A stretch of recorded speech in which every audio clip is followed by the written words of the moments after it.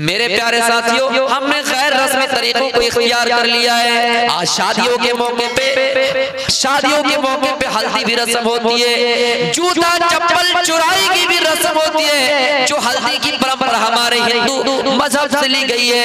हिंदू धर्म की ये परंपरा है, हिंदू धर्म की ये परंपरा है। जो ये परंपरा हल्दी लगाने की रस्म है, मेरे प्यारे साथियों, मैं थोड़ी देर के इसको जायज और नाजायज नहीं कह रहा हूँ, मैं इसको हलाल और हराम नहीं कह रहा हूँ, लेकिन हाँ ये कह रहा हूँ कि ये हिंदू धर्म की परंपरा है। मेरे प्यारे साथियों, उनके यहाँ किसी भी शुभ कार्यों को करने से पहले भगवान विष्णु का पूजन किया जाता है। भगवान विष्णु की पूजा होती है और उसकी पूजा में हल्दी का विशेष महत्व है। यानी गणेश जी की जब पूजा होगी, जब उनका पूजन किया जाएगा तो हल्दी विशेष महत्व रखता है। मेरे प्यारे साथियों, हिंदू धर्म की मान्यता अनुसार हल्दी को सौभाग्य का प्रतीक माना गया है और उनके अकीदे में ये भी माना गया है कि ये जो हल्दी है, जब मियां बीबी को होने वाले दुल्हा और दुल्हन को लगाए जाते हैं, दुल्हा और दुल्हन के शरीर में लगाए जाते हैं, इससे ये होता है कि वो नजरे बद से बच जाते हैं। उनके साथ एक अकीदा जुड़ा हुआ है। मेरे भाइयों, कितनी ऐसी चीज है जो हमने अपना लिया है,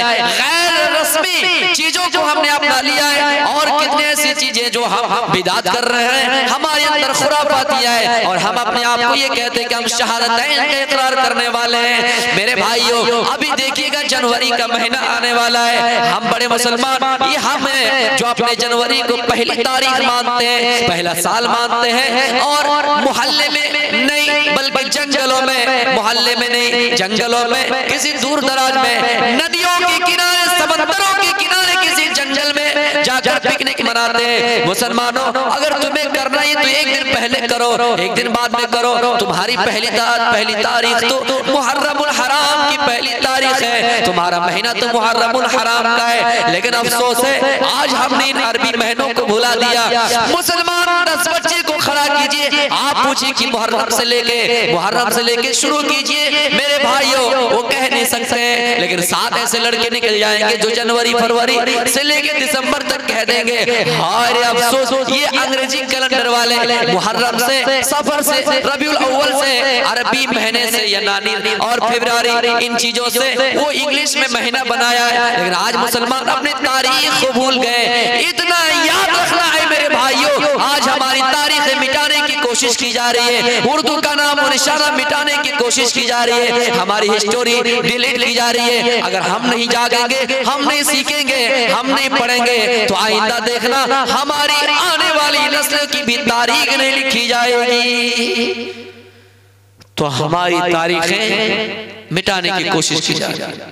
क्यों? क्योंकि हम दूसरों के तरीके पे चल रहे हैं ना। यहूदी कभी आपका दोस्त नहीं बन सकता, यहीं से मैंने बात शुरू की। यहूदी कभी आपका दोस्त नहीं बन सकता। हाँ, कब बन सकता है? जब आप उनके दीन पे चलने लगो, जब आप उनके तरीके पे चलने लगो। मेरे भाइयों, उनके तरीके पे चलने लगेंगे, उनके तरीके के मुताबिक तुम्हारी शादी होगी, उनके तरीके के मुताबिक जन्मदिन मनाओगे, उनके तरीके के मुताबिक तुम सब कुछ करोगे, तो आपका दोस्त बन जाएगा। किसी मुसलमान से उनको परेशानी नहीं है। हाँ, मुसलमानों के अमाल से उनको परेशानी है, मुसलमानों की नमाज से उनको परेशानी है, मुसलमानों के रोजे से उनको परेशानी है, मुसलमानों की टोपी से उनको परेशानी है, मुसलमानों की दाढ़ी से उनको परेशानी है। मेरे भाइयों, और वो चाहते कि आपको दीन से निकाल दे, इस्लाम से निकाल दे, और वो चाहते कि आप मुर्तद हो जाए। लेकिन हाँ, यकीन जानिए, अगर आपने ऐसा किया, इस्लामी ममालिक तो ये कहता है, शरीयत तो ये कहती है कि अगर इस्लामी ममालिक है, अगर किसी ने अपना दीन बदल लिया, मन बदला दीनहु फक़्तुलू, तो उसकी सजा है कि उसको कत्ल कर दिया जाए। फउलाइका हबितत अमालुहुम फिद दुनिया वल आखिरह। मेरे भाइयों, अगर किसी ने अपना दीन बदल लिया, मुर्तद हो गया, उनके अमाल ज़ाय हो गए, उनके अमाल दुनिया में ज़ाय हो गए, बर्बाद हो गए, और आखिरत में भी वो बर्बाद हो गए, कोई अमाल काम नहीं आएगा, कोई अमल काम नहीं आएगा। और काफिर यही चाहते हैं कि आप दीन को छोड़ दें। मेरे भाइयों, इनसे पहले कुछ रिपोर्ट इस तरह आती थी कि हाँ, एक लड़की फरार हुई, कहीं पर ये रिपोर्ट आई कि हाँ इस साल मुसलमानों की 10 लड़कियां गैरों के साथ अपना निकाह कर लिया। किसी साल खबर आई कि 100 की तादाद में मुसलमान लड़कियों ने नॉन मुस्लिमों से शादी कर ली। लेकिन आए दिन अब तो ये खबर आने लगी कि 10 100 में बदला, धीरे धीरे 100 1000 में बदला, 1000 लाखों में बदला, अब तो लाखों केस हमारे सामने मौजूद है। मुसलमानों, मेरा ये टॉपिक नहीं, मेरा ये मजमून नहीं, वरना मैं आपको बताता। उल्टे चोर और कोतवाल को डांटे, चोरी ऊपर से सीना जोरी। कितनी मुसलमान लड़कियां फरार हुई है, उसे रेडियो पर भी दिखाया गया, उसे कागजों में दिखाया गया, लेकिन हमने उसको मजहब की दृष्टि से नहीं देखा। हालांकि इस्लाम तो ये कहता है कि अगर कोई मुसलमान लड़का किसी मुसलमान लड़की को, किसी गैर मुस्लिम लड़की को फरार करके भगा कर लाता है, उनसे शादी करता है, तो इस्लाम इस बात की इजाजत नहीं देता है। लेकिन इस्लाम पर उल्टे इल्जाम आते हैं कि इस्लाम ने ये तरीका अपना लिया मुसलमानों ने कि हाँ उनकी लड़कियों को मोहब्बत की जाल में फंसाया जाए और उनको लाया जाए, उनसे शादी की जाए, उनसे निकाह किया जाए और उसको इस्लाम के अंदर दाखिल कर दिया जाए। इस्लाम के अंदर कोई ऐसी दलील नहीं कि किसी गैर को फरार करके लाएं, उनसे शादी कर लें। हाँ, अगर उनके अंदर इस्लाम की मोहब्बत जाग गई है, वो इस्लाम ले आई है, ईमान ले आई है, तब आप उनसे शादी करेंगे तो जाए। वो इस्लाम की तालीम है ही नहीं। मेरे भाइयों, इस्लाम पर क्या इल्जाम लगाते हैं? इस्लाम बड़ा कट्टर दीन है, इस्लाम ने तो कत्ल करने की बात कही है। मुझे बताओ, इस्लाम कहाँ दहशतगर्द की तालीम देता है? इस्लाम कहाँ कहता है कि मारो? इस्लाम कहाँ कहता है कि काटो? मेरे भाइयों, ये मुर्तद की सजा इस्लाम ने बताई। इस्लाम ने बताया कि लोगों, अगर किसी ने दीन बदल दिया तो उसको कत्ल कर डालो। इस्लाम के अंदर एक बाउंडेशन है। 3 ही ऐसी सूरत है, 3 ही एक ऐसे मौके हैं मेरे भाइयों जिनमें खून बहाना जायज है, जिनमें खून बहाना जायज है। एक वो जो मेरे भाइयों किसी को कत्ल कर दे, उसके क़िसास में खून को कत्ल कर सकता है, जैसे अभी सऊदी अरब में हुआ, अरब की सरजमी पे हुआ। माफी की दरखास्त आई, माफ नहीं किया गया। इस्लाम की अदालत तो देखिए, इंसाफ का मर्डर नहीं, उसको कत्ल कर दिया गया। मेरे भाइयों, खून के बदले खून। और कोई इंसान ऐसा जो शादीशुदा है, बावजूद जिना करता है, तो उसको इस्लामी अगर ममालिक है तो कत्ल कर दिया जाएगा। हाँ, और तीसरे नंबर के वो लोग हैं जिन्होंने इस्लाम तो लाया, लेकिन इस्लाम लाने के बाद मेरे भाइयों वो दीन को बदल दिया। इस्लाम लाने के बाद ईसाई बन गया, इस्लाम लाने के बाद गैर तरीकों को अपना लिया, उसको कत्ल करने की इजाजत है, खून बहाने की इजाजत है। एक बात सुनो मेरे भाइयों, जो दीन को बदल ले, जो इस्लाम को बदल ले, उसकी सजा दुनिया में और एक डेंजर है। क्या सजा है? एक ईसाई था, इस्लाम ले आया, नबी अकरम सल्लल्लाहु अलैहि वसल्लम के पास आए, आपने फरमाया ईसाई तुम तो मुसलमान हो गए हो, मेरे ऊपर जब कुरान की आयतें नाजिल हो, जब जिब्रील कुरान की आयत लेकर आए तो तुम लिखने का काम करना, तुम लिखने का काम करना, सुना हो तुम कातिब हो, माहिर हो, लिखने का काम करना। मेरे भाइयों, वो ईसाई कुरान की आयत लिखने लगा, फिर धीरे धीरे ऐसा हुआ कि फिर से मुर्तद हो गया, ईसाई बन गया, फिर से वो ईसाई बन गया, मुर्तद। बस इतना ही बस नहीं किया, कहने लगे ईसाई ये जो मोहम्मद है सल्लल्लाहु अलैहि वसल्लम, ये जो नबी का दावा करते हैं, इनको कुछ पता नहीं है, इनको कुछ इल्म नहीं है, इनको कुछ जानकारी नहीं है, इनको पता उतना ही है जितना मैंने लिख दिया है। इस्लाम लाया, मुसलमान हुआ, नबी अकरम ने ड्यूटी दी, नबी अकरम ने लिखने का काम दिया, मेरी बिल्ली मुझे ही म्याऊं। आपने किसी को घर के अंदर जगह दी, लेकिन वही इंसान घर की तिजोरी खोलकर सोना चांदी लेकर गायब, फरार हो गया। उल्टे इल्जाम आप पर ही लगाया। मेरे भाइयों, इस्लाम ले आया, नबी अकरम को खुशी हुई, इस्लाम ले आया, आपने काम दिया, आप आपने जिम्मेदारी दी कि तुम लिखने का काम करना। मेरे प्यारे साथियों, कुछ दिन लिखा, लेकिन बाद में फिर ईसाई बन गया। हाँ, फिर इतना ही बस नहीं किया, उसने ऐलान किया कि मोहम्मद को कुछ नहीं आता, जितना मैंने लिख के दिया उतना ही जानता है। फिर ऐसा हुआ, उसकी मौत हो गई, उसका इंतकाल हो गया। उनकी कौम वालों ने कब्र खोदी और कब्र खोदने के बाद उसको दफन कर दिया। अगली सुबह देखता है कि उनकी लाश बाहर पड़ी हुई है, उनकी लाश बाहर पड़ी हुई है, डेड बॉडी बाहर पड़ी हुई है। ईसाई लोग समझ गए और कहने लगे जरूर मोहम्मद का काम होगा, उसी ने ऐसा किया होगा। इसलिए कि वो उनको गालियां दिया करते थे, इसलिए कि ये कहा करते थे मोहम्मद को कुछ नहीं आता है, या भी उनके साथियों का काम होगा। मेरे प्यारे साथियों, एक और गहरी कब्र खोदी गई। उस वक्त अगर 3 फीट खोदी गई तो फिर दूसरे दिन 6 फीट खोदी गई, 10 फीट खोदी गई, फिर उसको दोबारा दफन किया गया।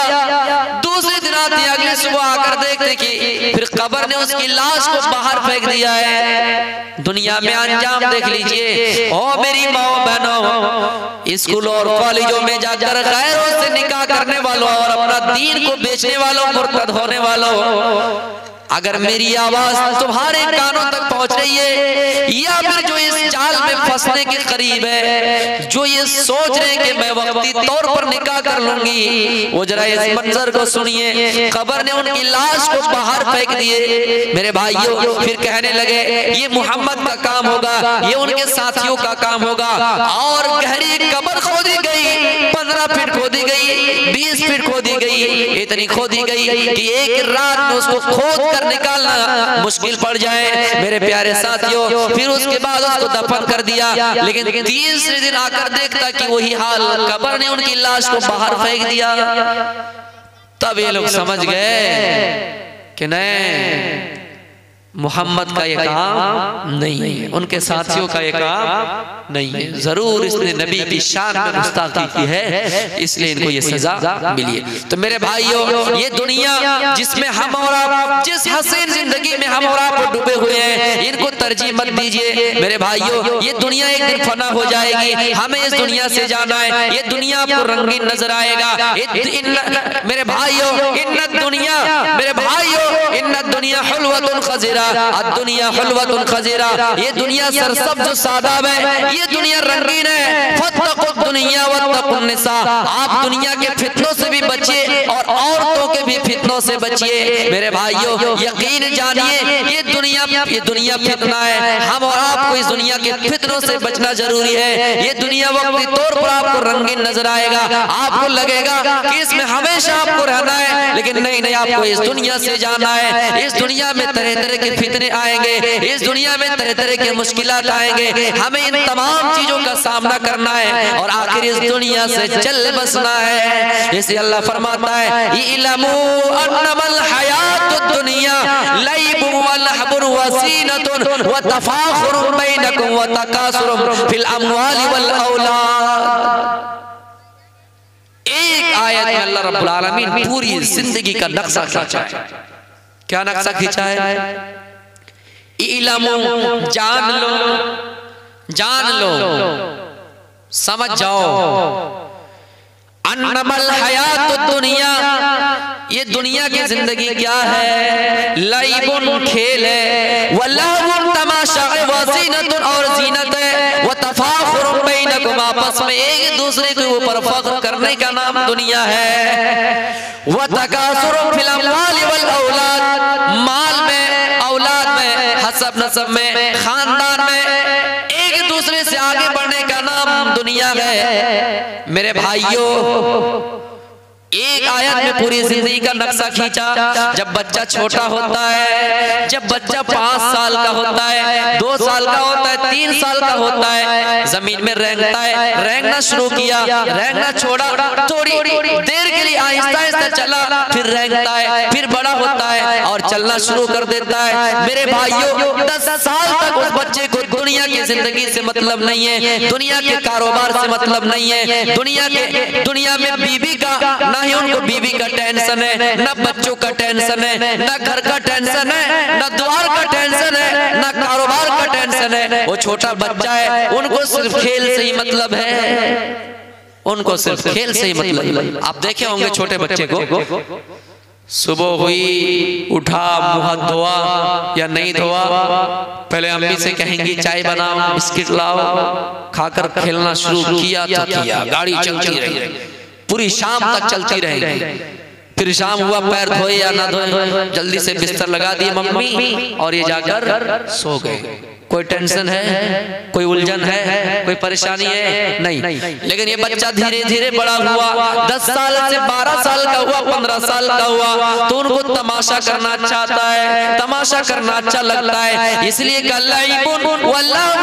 तमाशा, ये दुनिया तमाशा है। तमाशा का मतलब ये, आपस में वो बच्चा जब बड़ा होता है, ये उसको खुजलाता है, ये उसको खुजलाता है, आपस में हंसी मजाक करते हैं, वो उसको मारते हैं, वो उसको मारते हैं। मेरे भाई, वो किसी का कपड़ा, कभी हमने देखा है तालबील के जमाने ही में कि दो बच्चे, दो स्टूडेंट अगर बैठे रहे, इनके कुर्ते की ये कोना और इनके कुर्ते की कोना दोनों को बांध दिए जाते हैं और कभी कभी इस तरह के वो मजाक करते हैं, तो उनको तमाशा करना अच्छा लगता है। जब 15 साल की उम्र में पहुंच जाता है, फिर और बड़ा होता है, 16 साल की उम्र में पहुंच गए, 15 साल की उम्र को क्रॉस कर गए। इसमें लड़कियां भी शामिल है, मेरी माओ बहनों आप भी शामिल है। 15 साल के हो गए, 16 साल के हो गए, तो उस इंसान को जीनत इख्तियार करना अच्छा लगता है। जीनत का मतलब खूबसूरती इख्तियार करना अच्छा लगता है। बालों के स्टाइल करते हैं, कभी तो इधर कंघी, कभी तो इधर कंघी, कभी तो ये तेल, कभी तो वो साबुन, कभी तो ये, कभी तो वो, कभी तो पाउडर लगाते हैं। आजकल लड़के भी तो पाउडर लगा रहे हैं, क्रीम लगा रहे हैं, हैंडसम बनने की कोशिश कर रहे हैं, खूबसूरती दिखा रहे हैं। यानी जब 15 साल की उम्र को क्रॉस करता है, उनको जीनत इख्तियार करना अच्छा लगता है। फिर और बड़ा होता है, 25 साल की उम्र में पहुंच जाता है, वतफाखुरुम बैनकुम, तो आपस में एक दूसरे के ऊपर फख्र करना शुरू करता है। क्या फख्र करता है? जब कमाना शुरू कर दिया, नौकरी लग गई, शादी हो गई 21 साल की उम्र में इंडिया के मुताबिक। वैसे इस्लाम में तो जब आप बालिग हो गए शादी जरूरी है, या नाबालिग का भी निकाह हो सकता है, लेकिन न्यूनतम उम्र इंडिया में 21 साल है। आप शादी कर लिए, आपके बच्चे हो गए, कमाना शुरू कर दिया, नौकरी लग गई, तो आप फख्र करते हैं एक दूसरे पर। आपस में दो साथी चल रहे हैं, मेरा ऐसा है, वो कह रहा है कि मेरा भी है, वो कह रहा है मेरा मकान नहीं तो क्या हुआ, हमारे पास जमीन तो है। ये सब बातें करने में आपको अच्छा लगता है। इसी चीज को वतफाखुरुम बैनकुम, आपस में एक दूसरे का फख्र करने का नाम दुनिया है। फिर और बड़ा होता है, उनके पास औलाद होती है, औलाद धीरे धीरे बड़ी होती है। मेरे प्यारे साथियों, माल जमा होता है, 10 साल मेहनत किया, पैसा जमाया, औलाद हुई, 12 साल हो गए शादी की, 20 साल हो गए शादी की, 4-5 औलादें हो गई, अब माल हो गए, औलाद भी हो गए। वह तकासुरुम फिल अम्वाली वल औलाद, वो माल और औलाद में एक दूसरे से आगे बढ़ने की कोशिश करता है। ये दुनिया माल और औलाद में एक दूसरे से आगे बढ़ने का नाम है। वो कहता है मेरे पास माल ज्यादा है, वो कहता है मेरा खानदान आला है, वो कहता है मेरा खानदान ऊंचा है, वो कहता है हमारे पास 3-4 बेटे हैं। बेटे हैं तो ऐसा समझो कि लाख की पूंजी है, बेटे तो ऐसा समझो कि 5 बेटे तो 5 लाठी है। कहते कि नहीं? तो मेरे भाइयों, अल्लाह रब्बुल आलमीन एक आयत में पूरी जिंदगी का नक्शा खींचा। फिर आगे फरमाता है, ऐ लोगों, इस दुनिया के पीछे पड़ने वालों, इस दुनिया को ये तमाम चीजें समझने वालों, इस दुनिया की मिसाल लो, कमिसली गैसिन, बारिश के उस पानी की तरह है। जब बारिश होती है, जब सैलाब का मौसम आता है, जब सैलाब आता है, बारिश होती है, जमीन में जो पौधा उगता है, पौधा जब शुरू में होता है, लहलहाता हुआ उड़ता है, तो उसे देखकर किसान खुश हो जाता है, काश्तकार खुश हो जाता है। शुरू में जब पौधा जमीन से निकलता है, तो उसे देखकर किसान खुश हो जाता है। अल्लाह कहता है, आजबल कुफारा, ये काफिर दुनिया को देखकर खुश हो जाएंगे कि हमारे पास जवानी है, हमारे पास माल है, लेकिन सुनो, किसान भी उस लहलहाता हुआ पौधा को देखकर खुश हो जाता है, लेकिन वो पौधा धीरे धीरे बड़ा होता है, उसमें धान आता है, उसमें अनाज आता है, उसमें गेहूं आता है, उसमें फल आता है। फिर धीरे धीरे ऐसा होता है कि वो खेती पक जाती है और उसे किसान काट देते हैं। सुम्मा यहीजु फतराहु मुस्फर्रा सुम्मा यकूनु हुतामा, फिर वो रेजा रेजा कर दिए जाते हैं। कटी हुई खेती को देखेंगे आपको देख के कैसा लगेगा? शुरू में जब पौधा निकलता है लहलहाता उठता है, देखने में अच्छा लगता है, हरियाली हरियाली, लेकिन जब वो सूख जाते हैं तो देखने में आपको खराब लगता है। उसी तरह ये दुनिया भी जिंदगी है, आपको देखकर रंगीन लगेगा, लेकिन हकीकत में ये दुनिया सुम्मा यकूनु हुतामा, उस कटी हुई खेती की तरह है, कटी हुई खेती की तरह है। ये मुरझाई हुई दुनिया है, रंगीन नहीं है। मेरे भाइयों, ये तमाम चीजें कहने के बाद अल्लाह फरमाता है वमल हयातुद दुनिया इल्ला मताउल गुरूर।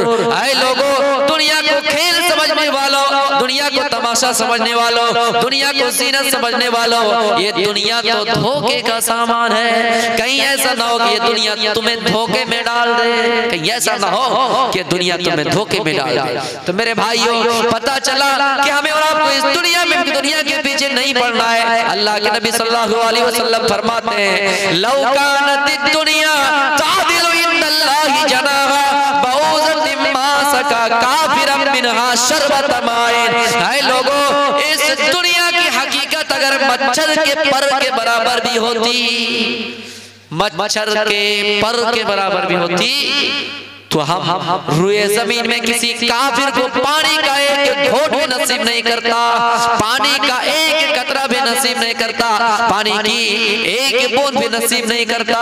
लेकिन दुनिया की हकीकत मच्छर के पर के बराबर है। मच्छर फिर भी बड़े हैं, लेकिन मच्छर के पर के बराबर भी इस दुनिया की हकीकत नहीं।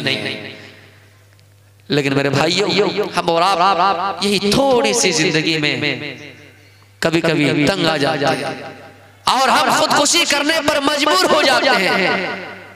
इसलिए कि जब हमारे सर पे प्रेशर आता है, दबाव आता है, कितनी लड़कियों ने भी खुदकुशी की, कितनी लड़कियों के गार्जियन ने भी खुदकुशी की।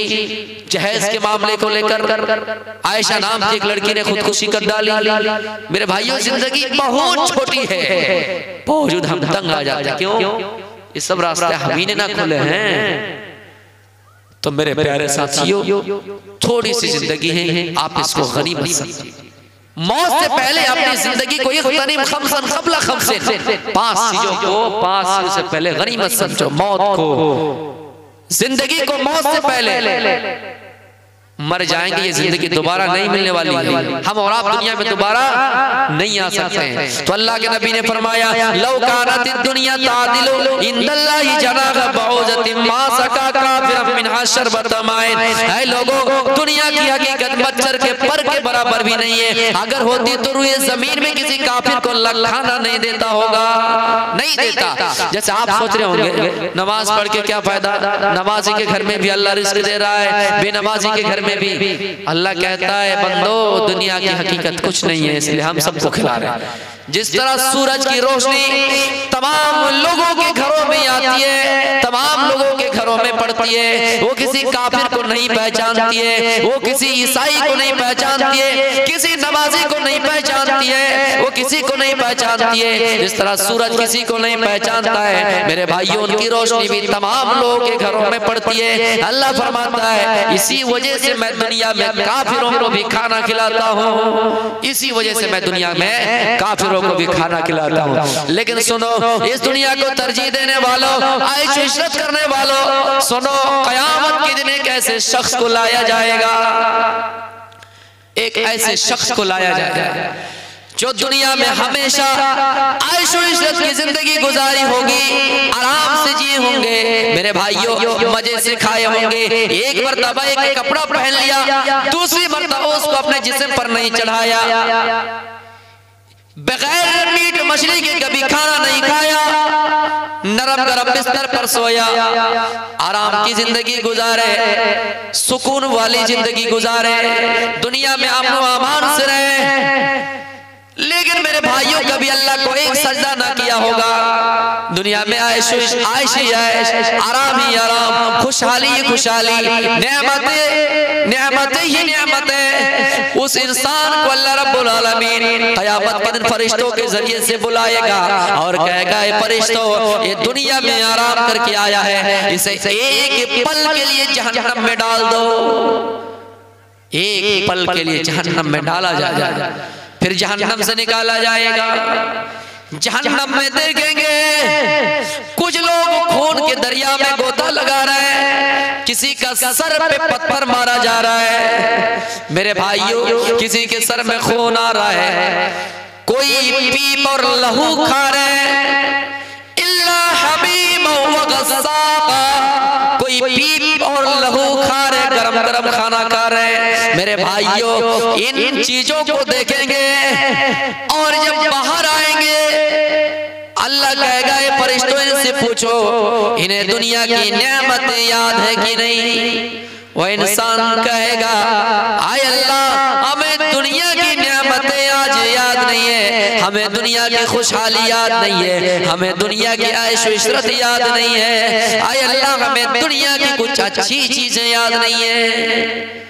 दुनिया में जिंदगी भर खुशहाली, जिंदगी भर खुशहाली, ऐश इशरत, मीट मछली, नरम गरम बिस्तर, गद्दा, जिस घर में रहा उस घर का सिस्टम ऐसा के बगैर उनके चेहरे के खुलेगा नहीं, चोरों से महफूज, डकैतों से महफूज, सरकारों से उनका उठना बैठना, बड़े लोगों से मिल जुल।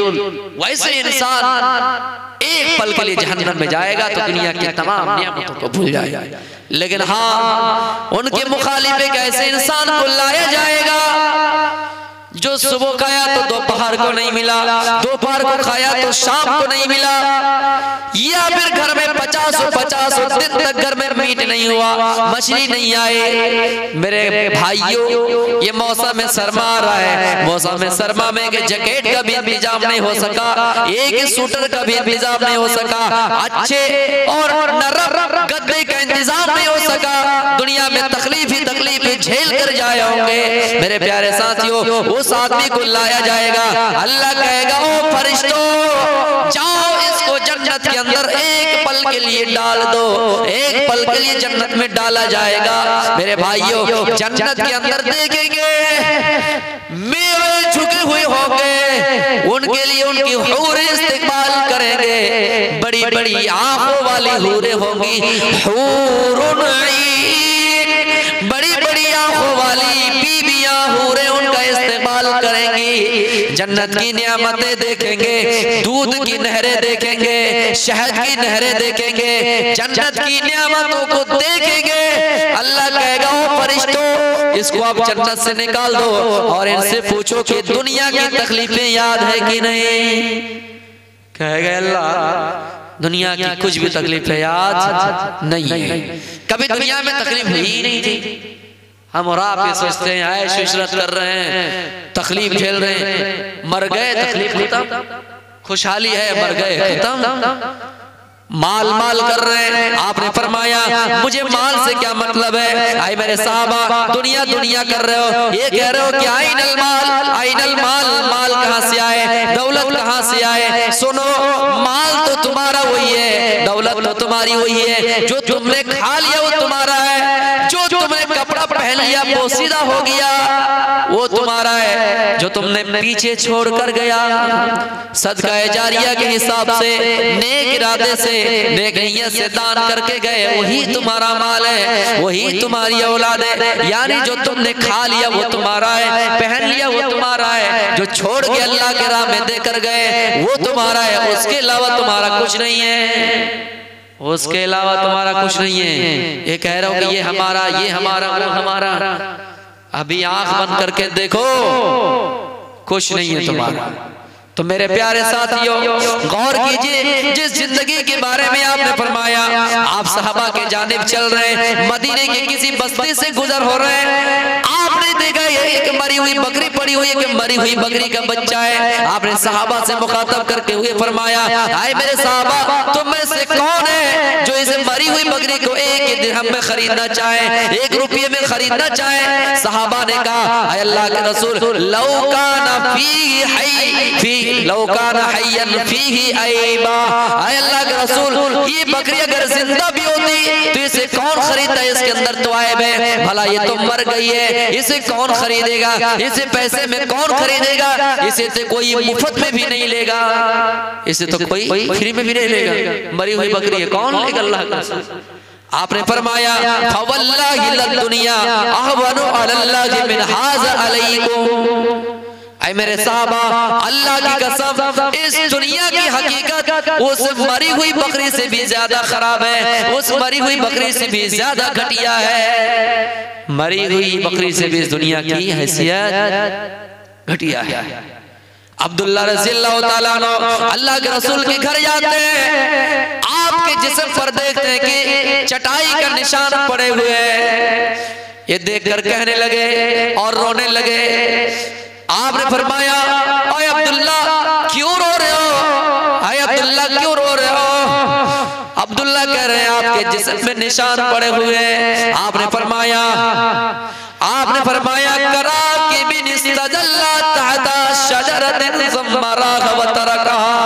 अय अब्दुल्ला इब्न उमर, माली वलिद दुनिया, अय अब्दुल्ला मुझे दुनिया से क्या मतलब है? मैं तो दुनिया में इस तरह हूँ जैसे एक मुसाफिर जब पाकुड़ का सफर करना हो, पाकुड़ जाना हो, कलकत्ता जाना हो, रास्ते में थक गए, आराम के लिए फरक्का में बैठ गए, पाकुड़ में बैठ गए, थोड़ी देर आराम किए, फिर उसको सोच आ जाती है कि चलना तो आखिर है, कलकत्ता तो जाना ही है, थोड़ी देर आराम किया, फिर वहां से चल दिया।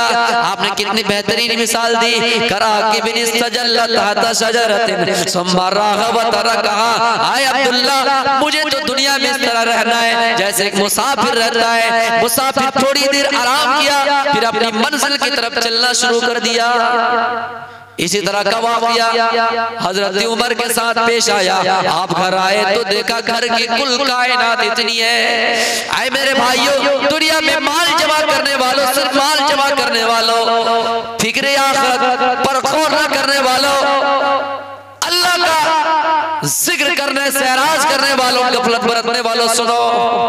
हजरत उमर आए, आपने देखा घर की कुल कायनात इतनी है, घर में ज्यादा सामान नहीं है। आप इन चीजों को देखकर रोने लगे। अल्लाह के नबी ने फरमाया, पूछा, आए उमर क्यों रो रहे हो? रज़ियल्लाहु ताला अन्हु, आए उमर तुम्हें किस चीज ने रुला दिया है? हजरत उमर कहते हैं कि अल्लाह के नबी, मैं क्यों ना रो?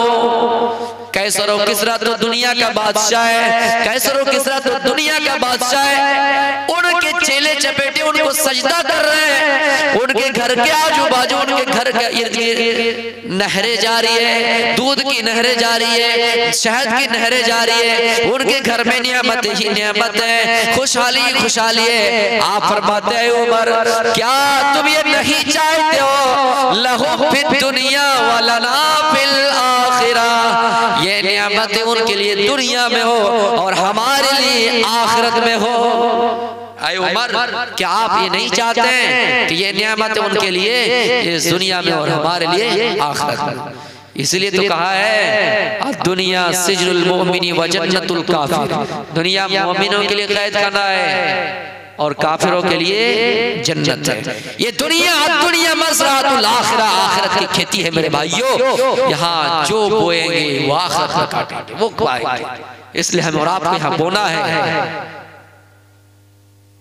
अब्दुल्ला इब्न उमर रज़ियल्लाहु ताला अन्हु के शाना पकड़कर, कांधे पकड़कर आप कहा करते थे, आए अब्दुल्ला इब्न उमर, इस दुनिया में वैसे रहो, कुन फिद दुनिया का गरीब नवादिर सबील, दुनिया में वैसे रहो जैसे एक अजनबी आदमी रहता है, जैसे एक मुसाफिर आदमी रहता है। मेरे भाइयों, उस तरह रहो जैसे एक मुसाफिर रहता है। उसके बाद अब्दुल्ला इब्न उमर कहा करते थे, आए लोगों, इज़ा अमसैत फला तंतज़िर सबा व इज़ा अस्बहत फला तंतज़िर मसा।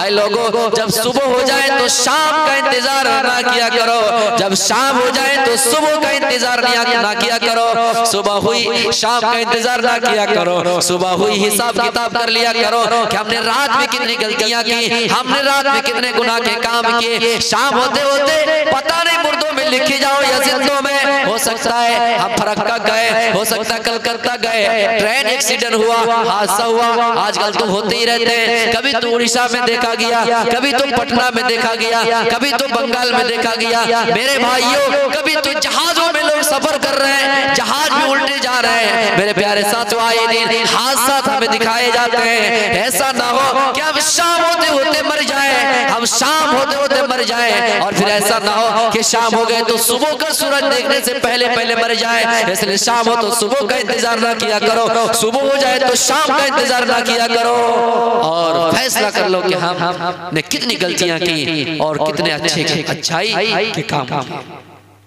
मेरे भाइयों, जरूरी है और एक सादगी वाली जिंदगी गुजारिए, क्योंकि दुनिया से हमें और आपको भी जाना है।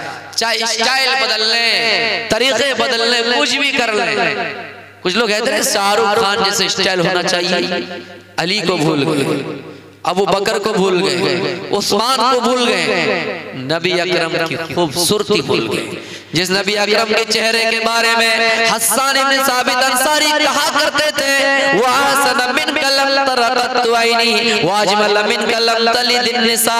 ऐ लोगों, आज तक मेरी आंखों ने दुनिया में इतना हसीन और जमील चेहरा किसी का नहीं देखा, और दुनिया के अंदर किसी माँ ने आज तक इतना हसीन और जमील बच्चा पैदा ही नहीं किया। जिस नबी की खूबसूरती हजरत आयशा शेर में पढ़ा करती है, अपने शौहर की खूबसूरती बयान करती है और कहती है, लोगों लना शम्सुन वलिल आफाक शम्सुन, आसमानों का एक सूरज है, हमारा एक सूरज है, लेकिन हमारा सूरज व शम्सी खैरुम मिन शम्सी समाए, आसमान के सूरज से बेहतर है। इसलिए कि फइन्न शम्स ततलु बाद फजर, आसमान का सूरज तो है जो दिन के उजाले में, दिन में रोशनी देता है, दिन में फजर के बाद चमकता है, और मेरा सूरज नबी अकरम सल्लल्लाहु अलैहि वसल्लम रात के वक्त मेरे बिस्तर पे आके चमकता है। जिस नबी की खूबसूरती के बारे में हमें याद नहीं है, हम जानते नहीं, हमें तो सलमान खान का स्टाइल आता है, लेकिन यकीन जानिए आपको खबर में रख के आ जाएंगे। जिन हाथ के जरिए से हम दुनिया में नाजायज किसी को थप्पड़ मारा करते थे, वो हाथ अलग हो जाएंगे, पैर अलग हो जाएंगे, आपका जिस्म अलग हो जाएगा, आपका धड़ अलग हो जाएगा। जिस बाल को हम कितने से नाजायज तरीके और बुरे तरीके हैं, उन जानवर का नाम लेना मैं नहीं चाहता हूँ, आप समझ जाइए। उन स्टाइलों से आप बाल को कटवाते हैं। मेरे भाइयों, आपको जब खबर में रख के आ जाएंगे, ये बाल भी आपके जिस्म से अलग हो जाएंगे, जमीन में पड़े रह जाएंगे, सड़ जाएंगे, मिट्टी में मिल जाएंगे, गल जाएंगे। इसलिए जरूरी है कि इस दुनिया में एक सादगी वाली जिंदगी गुजारिए। एक अंसारी औरत आपकी खिदमत में हाजिर हुई, आपके जिस्म के आपके बिस्तरी मुबारक की तरफ देखा, आपके घर की कुल कायनात की तरफ देखा, आप जिस बिस्तर पे सोते थे उस बिस्तर की तरफ देखा, बहुत पतली है यार। अंसारी औरत आई, देखा कि आपके बिस्तर नरम गरम नहीं है, बहुत पतली है, इसमें कैसे गर्मी हासिल होती होगी।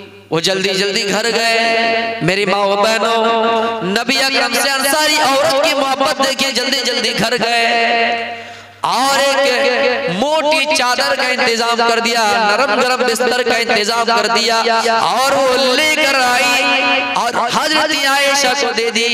क्या आयशा, ये चादर लो, नबी अकरम आएंगे तो इन्हीं चादर में सोने के लिए कहना, आज के बाद से ये चादर भी बिछा देना, इसके ऊपर नबी अकरम आराम करेंगे। अल्लाह के नबी आए। मेरे भाइयों, आपने देखा कि ये चादर कहाँ से आई? आपने पूछा, आयशा ये चादर कहाँ से आई? हज़रत आयशा कहती है कि अंसारी औरत आई, आपके चादर की तरफ देखा, वो जल्दी घर गए और एक नरम गरम चादर का इंतजाम कर दिया। आपने फरमाया, आयशा इस चादर को वापस कर दो, मुझे जरूरत नहीं है दुनिया में नरम गरम बिस्तर की, वापस कर दो। हज़रत आयशा सुनो, अगर मैं चाहता अल्लाह से करता तो अल्लाह पहाड़ को भी, बड़े बड़े पहाड़ को भी, बड़े बड़े किले को भी सोने और चांदी के कर देते। मैं जहां जाता पहाड़ भी मेरे साथ साथ जाते, ये सोना चांदी भी मेरे साथ जाते, लेकिन मैंने चाहा ही नहीं, इसलिए कि मुझे दुनिया से कोई मतलब नहीं। तो मेरे भाइयों टाइम खत्म हो गया, 12:30 पे मेरी गाड़ी है, 12:35-40 पे आ जाएंगे इंशाअल्लाह। फिर कभी हयात बाकी रही तो मुलाकात बाकी, मैं आपके बीच आऊंगा और 1.5 से 2 घंटा बयान करने की कोशिश करूंगा। बिल्कुल वक्त हो चुका है, तो इसमें 2-3 नुक्ता आप ये याद रखें कि दुनिया भी कमाइए, कमाना गलत नहीं है, जायज तरीके से कमाइए और आखिरत की भी भलाई मांगिए। जैसे मैंने कहा ना कि अगर कोई इंसान बीवी भी मांगे अल्लाह से, अल्लाह नेक बीवी हो, क्योंकि दुनिया में नेक बीवी जरूरी है। मेरे भाइयों, ये दुनिया में अगर नेक बीवी को बेहतरीन कीमती जेवर कहा गया, कीमती सामान कहा गया, अलमरअतु स्वालिहा नेक बीवी है, तो आप मांग सकते हैं। हाँ, लेकिन ऐसा भी नहीं कि एक इंसान थे, बहुत पहले मैं ये कह चुका हूँ कि वो शादी से पहले दुआ कर रहे हैं अल्लाह जल्दी शादी हो जाए, जल्दी शादी हो जाए, शादी हो गई। अब कह रहे हैं बच्चे हो जाए, लड़के हो जाए, आलिम बनाऊंगा, हाफिज बनाऊंगा, कारी बनाऊंगा। 3 महीने में ही उसका बेटा पैदा हो गया, उसके यहाँ लड़का पैदा हो गया। अब मोहल्ले में जाकर खुशी में मिठाई बांटते हैं। आपके यहाँ भी मिठाई चलती है कि नहीं? खुशी में कुछ तोहफे वगैरह देते हैं। मोहल्ले वाले बोल रहे हैं कमीने पागल, तेरे घर में 3 महीने बच्चा कहाँ से आया? और कहने लगे मेरी बीवी ने आज ही रात में तो जन्म दिया है। बोला वो तेरा नहीं किसी और का होगा। जल्दी घर गया, उसको मारना शुरू कर दिया, ताड़ ताड़। उसकी बीवी कहने लगे तुम्हें क्या हो गया? मधुश हो गए शराब के नशे में, मुझे मार रहे हो ताड़ ताड़। बोला कमीने मोहल्ले वाले बोल रहे हैं कि ये मेरा बच्चा नहीं, तो फिर किसके हैं? तुमने तो देखा जन्म लेते हो। कहा वो तो है, लेकिन कह रहे हैं कि दूसरे का है, क्योंकि बच्चे 9 महीने में होता है, तुमने तो 3 महीने बच्चा पैदा कर दिया। वो औरत कहने लगी तुम्हें हिसाब ही जोड़ना नहीं आता। हाय रे मेरी फूटी किस्मत, कौन से शोहर मेरी किस्मत में आ गया, हिसाब ही तुझे जोड़ना नहीं आता। मोहल्ले वाले तो सही बोले हुए ना, 9 महीने बच्चा पैदा होता है। एक बात बताओ, मेरी शादी तुम्हारे साथ हुई है?